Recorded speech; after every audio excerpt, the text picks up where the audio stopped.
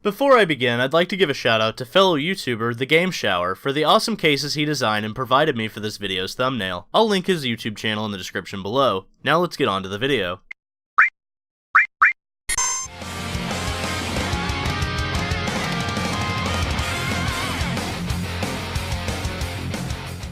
What's up everyone, Soldier First Class here. In today's mission, could Final Fantasy VIII Remastered be getting a physical retail release? Recent rumors and leaked information have shown a physical copy could be coming to store shelves. While some might say there's no reason for this, it actually makes sense when compared to Square Enix and their other projects. We'll be diving into the recent rumors, discussing why it makes sense, and why this remaster is different from the ports of 7 and 9. To start, the long-awaited Final Fantasy VIII Remastered was announced to be releasing in 2019. While we don't know a release date yet, a lot of rumors and leaks have come out in the short time since the game was announced. One of those leaks was about voice acting, which I'll link my video about that information in the description below. The other leak was about a physical retail release. In a recent listing on video game rental site Gamefly, the site listed Final Fantasy VIII Remastered as coming soon for PS4, Xbox One, and Switch. However, Gamefly no longer deals in digitally streamed games, losing said streaming service in August 2018. Normally you could chalk that up as an accident, but this isn't the first time that Gamefly has leaked credible information in the past. Back in 2017, a solo release of Call of Duty Modern Warfare Remastered was leaked on the site. Previously, the game had been released in 2016 as a bundle with Infinite Warfare. While Gamefly was slightly off about the release date, they had still leaked previously unknown information, as to that point, no one had known that it was receiving a solo release. It later released that year in a standalone physical form. It would appear that Gamefly is at it again and will be renting out physical copies of Final Fantasy VIII Remastered, meaning that retail copies are a possibility. You might be asking why Final Fantasy VIII Remastered would be receiving a physical copy and Final Fantasy 7 and 9 did not. If you look at the situation with Square's other remasters, it actually makes sense. Square has remastered Final Fantasy X and 12, with both receiving physical releases. This isn't just a simple port of the original game, which Final Fantasy 7 and 9 were.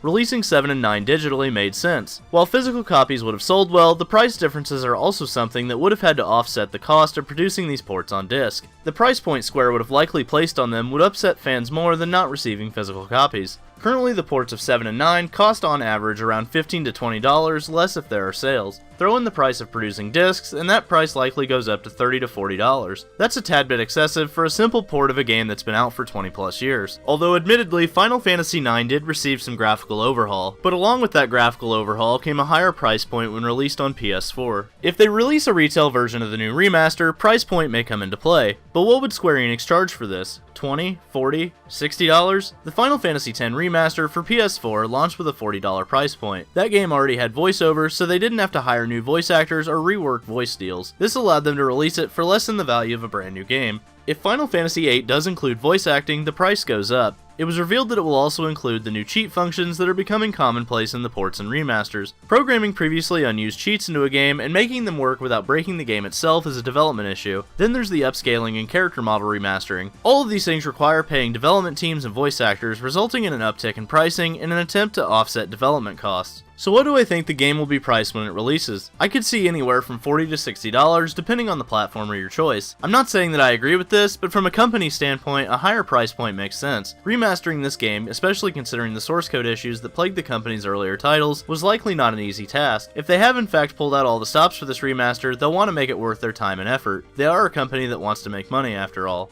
Overall, Final Fantasy VIII Remastered is still shrouded in mystery at this point, but one thing we do know is that we'll be receiving it later this year. Even if we don't get any of the unconfirmed features or retail releases, I'm excited for one of my favorite JRPGs of all time receiving a modern release. If they do release it physically, I'll be picking it up for my collection. What about you, soldiers?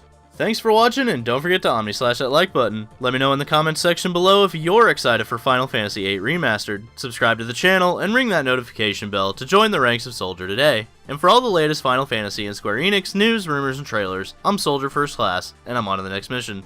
Later, guys.